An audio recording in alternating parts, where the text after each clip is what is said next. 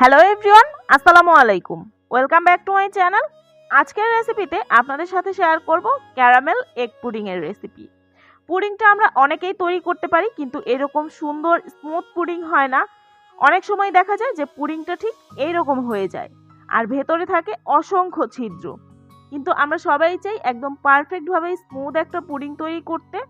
আজকে ডিম দুধের পারফেক্ট মেজারমেন্ট সহ এরকম পারফেক্ট স্মুথ পুডিং কিভাবে তৈরি করতে পারবেন সব টিপস সহ থাকছে আজকের রেসিপি। আশা করছি আজকের রেসিপিটা আপনাদের কাছে ভালো লাগবে। এখানে একটা পাত্রের মধ্যে নিয়ে নিয়েছি 1/3 কাপ পরিমাণ চিনি, তার সাথে 1 থেকে 2 টেবিল চামচের মতো দিয়ে দিচ্ছি একটু পানি, যাতে করে চিনিটা গলে যায়। এখন ক্যারামেলটা তৈরি করে নেওয়ার পালা। হাই হিটে ক্যারামেলটা তৈরি না করে চুলার হিটটা মিডিয়াম লোতে রেখে একটু সময় নিয়ে ক্যারামেলটা তৈরি করবেন। লক্ষ্য রাখবেন ক্যারামেলটা যাতে পুড়ে না যায়, কারণ ক্যারামেল যদি পুড়ে যায় সেক্ষেত্রে কিন্তু একটা তেতো ভাব চলে আসে আর পুডিংয়ের টেস্টটাও অনেকটাই নষ্ট হয়ে যায়। কিছুক্ষণ পরে দেখবেন যে এইরকম কালার আসতে শুরু করবে, ওই পর্যায়ে একটু আলতো হাতে নেড়ে চেড়ে মিশিয়ে দিবেন, যাতে করে কালারটা সব দিকে সুন্দরভাবে হয়। যখন কালারটা ঠিক এইরকম এসেছে ওই পর্যায়ে আমি চুলা থেকে নামিয়ে নিচ্ছি, কারণ নামিয়ে এটা পুডিংয়ের পাত্রে ঢালতে ঢালতে এই পাত্রের হিটেই কিন্তু আরও কালারটা অনেকটাই গাঢ় হয়ে যাবে। আর অবশ্যই ক্যারামেল আপনারা ঠিক যেরকম কালার করতে চান তার থেকে কিছুটা লাইট কালার থাকা অবস্থাতেই চুলা থেকে নামিয়ে নেবেন, কারণ এটা কিন্তু অনেক বেশি গরম থাকে আর ওই হিটেই দেখবেন যে এই ক্যারামেল বাকিটুকু হয়ে যাবে। যেই পাত্রে পুডিংটা সেট করতে চান ওই পাত্রে ক্যারামেলটা ঢেলে নিতে হবে, আর ঢেলে নেওয়ার পরে কিন্তু সাথে সাথেই পাত্রটাকে ঘুরিয়ে এই ক্যারামেলটাকে সেট করে নিতে হবে। আর ক্যারামেলের কালারটাও দেখতে পাচ্ছেন ঠিক কতটা সুন্দর এসেছে। এখানে একটা বাটিতে আমি নিয়ে নিয়েছি হালকা কুসুম গরম পানি, মেজারমেন্ট কাপের 2 কাপ পরিমাণ। তার মধ্যে দিয়ে দিচ্ছি 1 কাপ পরিমাণ গুঁড়া দুধ। আজকে দুধ জাল দিয়ে ঘন করে পুডিং তৈরি করার ঝামেলা ছাড়াই একদম এইভাবে সরাসরি পুডিংটা তৈরি করছি। আর এভাবে তৈরি করলে কিন্তু দুধটা জাল দিয়ে ঘন করার কোনো ঝামেলা নেই। দুধটাকে সুন্দর মতো মিশিয়ে নিয়ে এখন এটাকে রেখে দিচ্ছি একটা সাইডে। অন্য একটা বাটির মধ্যে আমি নিয়ে নিয়েছি বড় সাইজের 3টা ডিম। ডিমের সাইজটা বেশ বড় বড় ছিল, তাই আমি এখানে 3টা ডিম ব্যবহার করেছি। আপনারা যদি মাঝারি সাইজের ডিম ব্যবহার করেন সেক্ষেত্রে কিন্তু এখানে 4টা ডিম ব্যবহার করতে হবে, আর ছোট হলে ব্যবহার করবেন 5টা। হ্যান্ড উইক্স দিয়ে প্রথমে ডিমগুলোকে একটু ফেটিয়ে নিচ্ছি। এখন এখানে দিয়ে দিচ্ছি আধা কাপের চাইতে একটু বেশি চিনি, তবে মিষ্টিটা কিন্তু নিজেদের স্বাদ মতো কম বেশি করে ব্যবহার করা যাবে। চিনিটা দিয়ে আবারও খুব সুন্দর মতো হ্যান্ড উইক্স দিয়ে মিশিয়ে নিচ্ছি, যাতে করে চিনিটা সম্পূর্ণভাবে গলে যায়।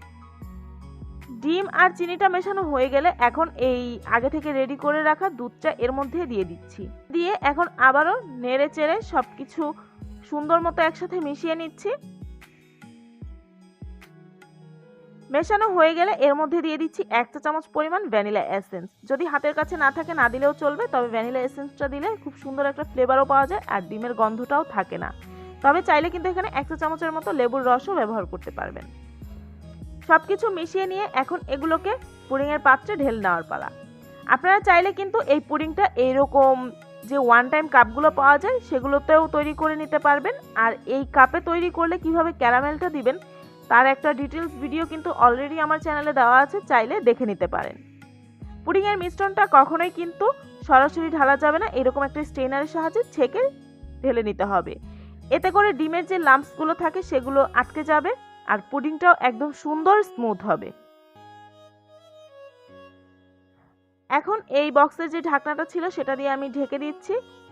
আর এখানে একটা পাত্রের মধ্যে একটা সুতি কাপড় আমি বিছিয়ে নিচ্ছি। চাইলে কিন্তু কিচেন টিস্যু বা কিচেন ন্যাপকিনও এখানে বিছিয়ে নিতে পারেন, যাতে করে হিটটা সরাসরি বাটিতে না লাগে। এখন পুডিংয়ের বাটিটা এর মধ্যে বসিয়ে দিচ্ছি। এরপরে এর মধ্যে দিয়ে দিচ্ছি গরম পানি। আর পানিটা এমনভাবে দিতে হবে যাতে করে বাটির অর্ধেক বা তার থেকেও কিছুটা কম পানির নিচে থাকে, এর বেশি যাতে না হয়। এরপরে একটা ঢাকনা দিয়ে ঢেকে দিচ্ছি, আর ঢাকনায় ছিদ্র থাকলে সেটা কিন্তু অবশ্যই বন্ধ করে দিতে হবে। চুলার হিটটা মিডিয়াম লোতে রেখে প্রায় 25 মিনিটের মতো এটাকে আমি কুক করে নিয়েছি। আর লক্ষ্য রাখবেন পানিটা যাতে একবারে টকবক করে ফুটতে না থাকে। এখন এটাকে চুলা থেকে নামিয়ে আমি ঠান্ডা করে নিয়েছি, আর অফ ক্যামেরাতেই কিন্তু আমি চেক করে নিয়েছি আমার পুডিংটা একদম পারফেক্টভাবে কুক হয়ে গিয়েছে। রুমের স্বাভাবিক তাপমাত্রায় ভালো মতো ঠান্ডা করে নিয়ে এটাকে আমি ফ্রিজে রেখে দিয়েছিলাম প্রায় 1.5 ঘন্টার মতো। আপনাদের হাতে যদি সময় থাকে সেক্ষেত্রে কিন্তু আগের দিন রাত্রে তৈরি করে তার পরের দিনও এটাকে সার্ভ করতে পারেন। যত বেশি সময় ধরে পুডিংটাকে সেট করা হবে তত সুন্দর মতোই কিন্তু এটা মোল্ড আউট করা যাবে। একটা ছুরির সাহায্যে চারদিক থেকে ছাড়িয়ে এখন এটাকে মোল্ড আউট করে নিচ্ছি। দেখতেই পাচ্ছেন যে এই পুডিংটা ঠিক কতটা সুন্দর এবং পারফেক্ট হয়েছে, আর পুডিংয়ের হাইটটাও ছিল মাশাআল্লাহ। পুডিংটা এরকম স্মুথভাবে তৈরি করার জন্য এবং পারফেক্টলি তৈরি করার জন্য কিন্তু পুডিংটাকে কোনোভাবেই ওভারকুক করা যাবে না। এখানে আমি যে পরিমাণ উপকরণ ব্যবহার করেছি তার থেকে আপনাদের 25 থেকে 30 মিনিটের মধ্যে এই পুডিংটা হয়ে যাবে। 25 মিনিট পরে একবার চেক করে নেবেন, একটা টুথপিক দিয়ে চেক করে নেবেন। যদি কাঠিটা ক্লিন আসে তাহলে বুঝতে হবে পুডিংটা হয়ে গিয়েছে। পুডিং যদি ওভারকুক করতে চান তাহলেই কিন্তু এটা একদম ভিতরে ছিদ্র ছিদ্র হয়ে যাবে, আর পুডিংটাও সুন্দর হবে না, দেখতে তখন ঠিক এরকম হবে।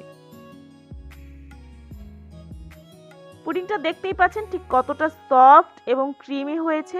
আশা করছি আজকের এই দারুণ মজার ক্যারামেল এগ পুডিংয়ের রেসিপি ভালো লেগেছে। হুবহু রেসিপিটা ফলো করে একবার হলেও বাসায় তৈরি করে দেখবেন, আপনাদের পুডিংও ইনশাল্লাহ এইরকম স্মুথ এবং পারফেক্ট হবে। আজকের রেসিপিটা যদি ভালো লেগে থাকে তাহলে ভিডিওটিতে একটি লাইক দিয়ে ফ্রেন্ডস অ্যান্ড ফ্যামিলির সাথে আমার আজকের রেসিপিটা শেয়ার করবেন। আমার চ্যানেলটা যদি এখনও সাবস্ক্রাইব করে না থাকেন তাহলে প্লিজ আমার চ্যানেলটা সাবস্ক্রাইব করবেন। সবাই খুব বেশি ভালো থাকবেন। আল্লাহ হাফেজ।